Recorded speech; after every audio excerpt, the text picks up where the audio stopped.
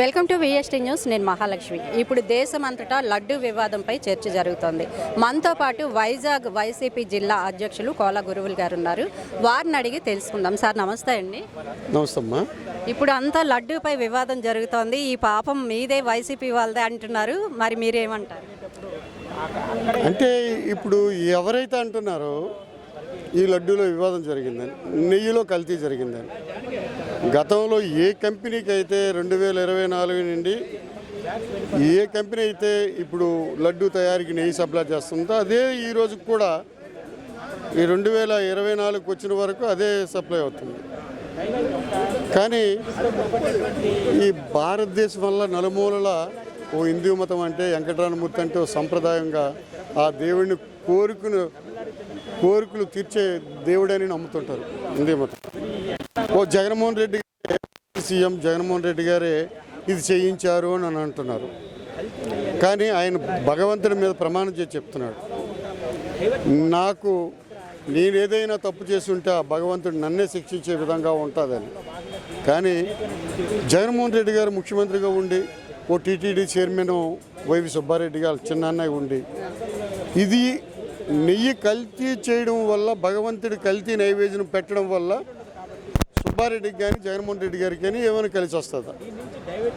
అంటే ఏదో విధంగా తప్పుతో పట్టించే విధంగా, ఏదో విధంగా ఈ పార్టీని ఇంకా పతనం చేసే విధంగా చేయడం తప్ప ఇంకా జగన్మోహన్ రెడ్డి గారు హిందీ దేవుడిని ఇలా చేశారు, లడ్డూలో నెయ్యి కల్తీ చేశారు అనేది ఒక మాట తప్ప.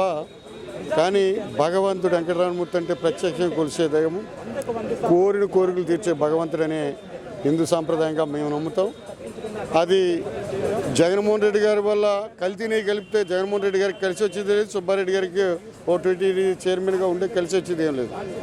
కానీ ఇది ఎవరైతే తప్పుడు ప్రసారం చేస్తున్నారో ఆ తప్పుడు ప్రసారం చేస్తున్న వాళ్ళకి భగవంతుడు అంత తేలిగ్గా వదలడు. సకాలంలో దగ్గర టైంలోనే అది అనుభవించే టైము దగ్గర వస్తుంది.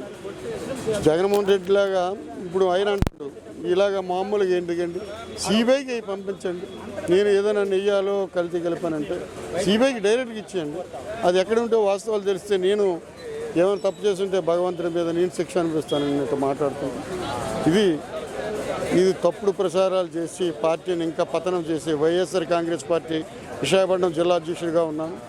ఇవన్నీ చూస్తుంటే నాకు అనిపించే భావం, ఈ పార్టీని ఇంకా పతనం చేయాలి, ఈ పార్టీని ఇంకా కింద పెంచాలనే భావం చేస్తున్నారు. ఈ తప్పు సకాలంలోనే తెలుస్తుంది.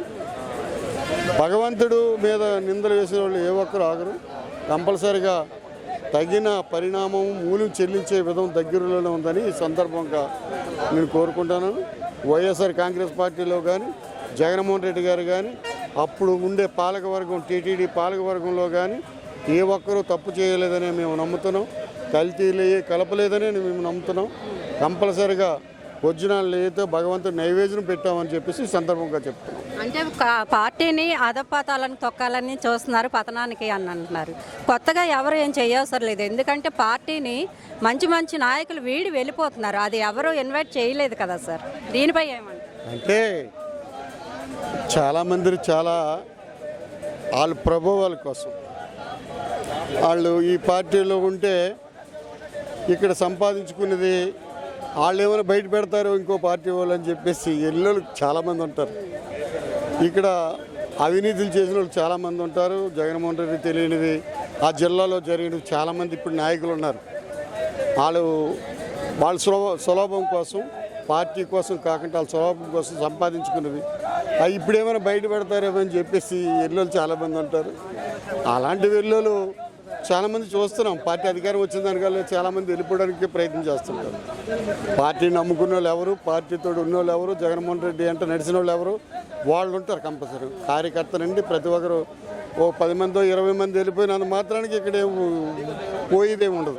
వీళ్ళు వెళ్ళిపోతే 10 మంది ఇంకొస్తారు, వీళ్ళు వెళ్ళిపోతే 100 మంది వస్తారు. జగన్మోహన్ రెడ్డి గారికి ఇలాంటి వాళ్ళు వెళ్ళిపోయినా ఏమీ చెక్కి చెదరదని వైఎస్ఆర్ కాంగ్రెస్ పార్టీ మళ్ళీ 2029లో మళ్ళీ అధికారం వచ్చే అవకాశం ఉందని ఈ తప్పుడు ప్రసారాలన్నీ పక్కన పెట్టి కంపల్సరీగా జగన్మోహన్ రెడ్డి గారు 2029లో అధికారం వస్తారు. ఎన్ని మంది వెళ్ళిపోయినా మాకు ఇబ్బంది లేదని చెప్పేసి పార్టీకి, విశాఖపట్నం జిల్లా కానీ రాష్ట్రం మొత్తం మీద 100 రోజుల కూటమి పాలనపై మీ అభిప్రాయం? ఇప్పుడే చూస్తున్నారు. నేను చెప్తే చాలామంది ఇప్పుడు ఆ పార్టీని విమర్శించారు అంటారు. 100 రోజులే కదా అయింది, 100 రోజులే కదా అయింది. మరి మత్స్యకారు భరోసా అన్నారు, 20,000 అన్నారు, అవి ఎక్కడ పెట్టారో ఒకసారి చెప్తే మాకు సంతోషం.